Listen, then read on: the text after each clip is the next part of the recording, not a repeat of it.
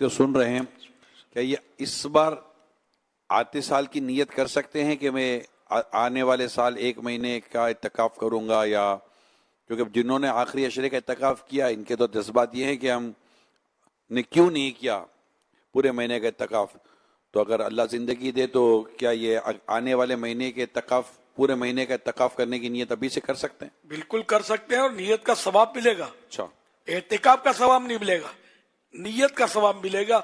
یعنی میں نے تو یہ نیت کی اور کروائی ہے کہ ہر سال حج کروں گا انشاءاللہ. اسباب ہوئے، اللہ نے توفیق دی، تو نیت ہے کہ ہر سال اگر موقع ملا تو ہر سال حج کروں گا. تو کیا اس نیت کا ثواب ملے گا. ہمیشہ 5 نمازیں پڑھوں گا، کبھی نہیں چھوڑوں گا، یہ نیت کی جا سکتی ہے نا. اور ہے بھی، جس کو پتا ہے، ذہن بنا ہوا ہے کہ نماز تو فرض ہے، پڑھنی ہے، تو نیت اپنی رکھ لی. کبھی حرام روزی نہیں کماؤں گا، صرف حلال کماؤں گا، یہ بھی اچھی نیت ہے. جھوٹ نہیں بولنا، میں نے چاہے دنیا کے ادھر ادھر جائے میں جھوٹ نہیں بولوں گا جب تک شریعت مجھے اجازت نہ دے. بعض صورتوں میں اجازت ملتی ہے جھوٹ بولنے کی، لیکن یہ کہ جنرلی مطلب جھوٹ جو بولتے ہیں نا وہ غلط کر رہے ہوتے ہیں. جھوٹ نہیں بولوں گا، گالی نہیں نکالوں گا، بری صحبت میں نہیں جاؤں گا. پرانے بھلے میرے بچپن کے دوست ہوں لیکن وہ اگر برے ہیں تو پھر میں ان کی صحبت، بری صحبت میں نہیں جاؤں گا. میں جاؤں گا تو پھر میں واپس برا بن جاؤں گا. تو یہ اچھی اچھی نیتیں کر لیں آپ، اس میں آپ کی آخرت کی بھلائی ہے، اور سب نیتوں کا ثواب ملتا رہے گا. جبکہ نیت دل سے ہو، دل میں ہی تذبذب ہو تو پھر وہ نیت کا ثواب نہیں ملے گا. پھر نیت ہی نہیں ہوگی. وہ ہاتھ بھلے آپ کی مرضی اٹھائیں تو میں اٹھوا نہیں رہا تھا، آپ دل میں نیت کر لیں کہ میں نے یہ کرنا ہے. صلو علی الحبیب صلی اللہ علیہ محمد.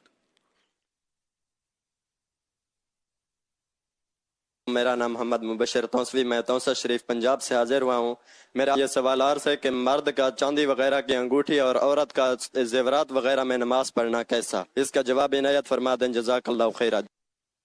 چاندی کی جائز انگوٹھی مرد نے پہنی ہے تو کوئی حرج نہیں ہے، نماز ہو جائے گی. عورت بھلے زیورات میں پہنے پڑھے، بلکہ زیورات پہنے اچھے مطلب حلیے میں، جسے معززین کے سامنے جس حلیے میں جاتے ہیں ہے نا، اس حلیے میں عمدہ لباس، خوش لباسی کے ساتھ، زینت کے ساتھ نماز پڑھنی چاہیے، مستحب ہے.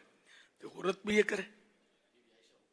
بی بی عائشہ صدیقہ رضی اللہ عنہ کا حکم ہے نا، یہ ہاں حکم دیا تھا زیورات پہنے عورت نماز میں.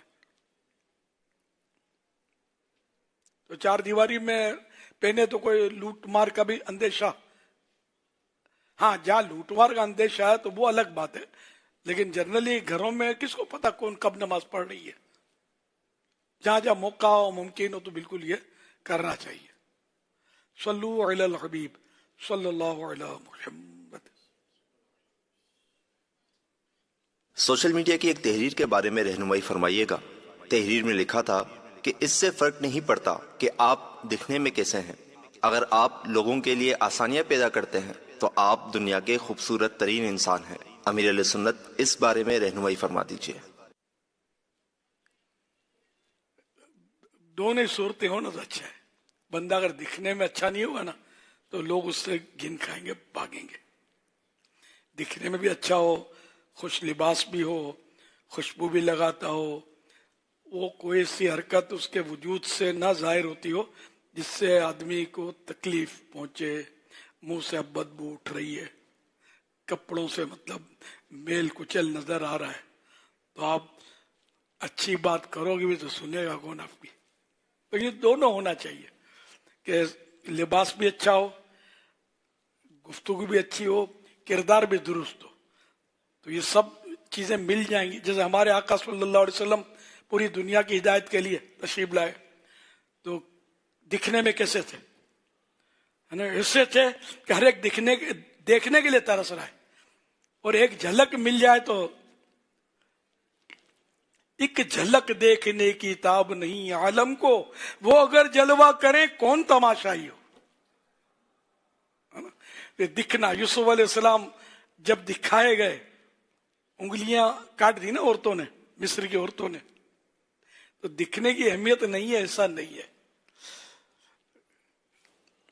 तो बहरहाल ये कि किरदार भी अच्छा हो, दिखना भी अच्छा हो, रहन सहन भी अच्छा हो, तहजीब व तमद्दुन अच्छा हो, अखलाक भी अच्छा हो, बोलना भी नर्म, तो इस तरह ये खूबियां जमा हो जाएंगी तो इंशाअल्लाह आप दीन में बड़ा काम कर सकेंगे। और अगर आप दुनियावी तौर पर भी काम करना चाहेंगे उसमें भी आपको कामयाबी होगी। कारोबार मिठा बोलते हैं आप, प्यार देते हैं सबको, ग्राहक आया तो भी प्यार देंगे, अगर फेंक के चला गया तब भी उससे अपनी असलियत नहीं दिखाएंगे, अगर अंदर में है तो मीठा ही बोलेंगे तो वो दोबारा आएगा।